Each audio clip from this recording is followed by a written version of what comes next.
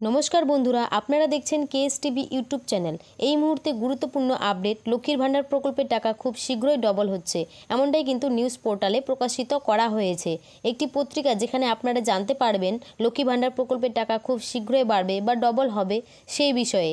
তো চলুন বন্ধুরা আজকে আপনাদের জানাতে চলেছি কবে নাগাদ লক্ষ্মী ভান্ডার প্রকল্পের টাকা, বার্ধক্য, বিধবা, প্রতিবন্ধী ভাতা প্রকল্পের টাকা, সমস্ত প্রকল্পের টাকা বাড়ানো হবে এমনটাই কিন্তু নিউজ পত্রিকার খবর প্রকাশিত করা হয়েছে।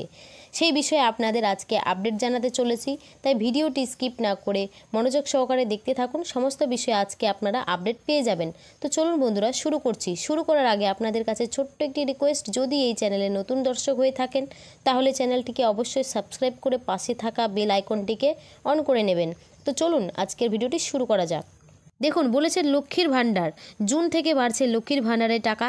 এক ধাক্কায় কত টাকা বাড়ছে এই ভাতা, চলুন বিস্তারিত ভালোভাবে দেখে নিই।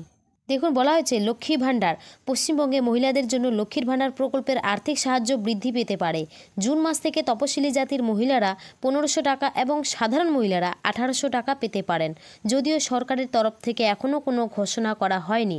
মমতা সরকার ক্ষমতায় আসার পর থেকে একের পর এক ভাতা চালু করেছে। এই সকল ভাতা দ্বারা উপকৃত হচ্ছে রাজ্যবাসী। বিধবা ভাতা, বার্ধক্য ভাতা, কন্যাশ্রী, যুবশ্রীর মতো নানা প্রকল্প চালু আছে বাংলায়। এর দ্বারা প্রতি মাসে মেলে 1000 থেকে 1500 টাকার মতো। তেমনই রাজ্যে মহিলাদের জন্য আলাদা করে ভাতা চালু করেছে মমতা সরকার। সকল মহিলাদের দিয়ে থাকেন আর্থিক সাহায্য।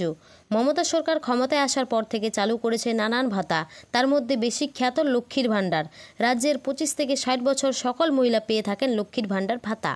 তপশিলি জাতির মহিলারা 1200 টাকা এবং সাধারণ মহিলারা 1000 টাকা করে পেয়ে থাকেন। শোনা যাচ্ছে এবার বাড়তে চলেছে ভাতা, এক ধাক্কায় বাড়বে 500 থেকে 600 টাকা করে। তপশিলি জাতির মহিলারা 1500 টাকা এবং সাধারণ মহিলারা 1800 টাকা করে পেতে পারেন। সম্ভবত জুন মাস থেকে বাড়বে ভাতা, তবে এই নিয়ে এখনও কোনো রকম ঘোষণা করেনি মমতা সরকার। শোনা যাচ্ছে ভাতা বৃদ্ধির পরিকল্পনা করতে মমতা সরকার এক ধাক্কায় 500 থেকে 600 টাকা করে বাড়াতে চলেছে। আগামী বছর নির্বাচন, সেই কথা মাথায় রেখেই এই পরিকল্পনা নিয়েছে সরকার।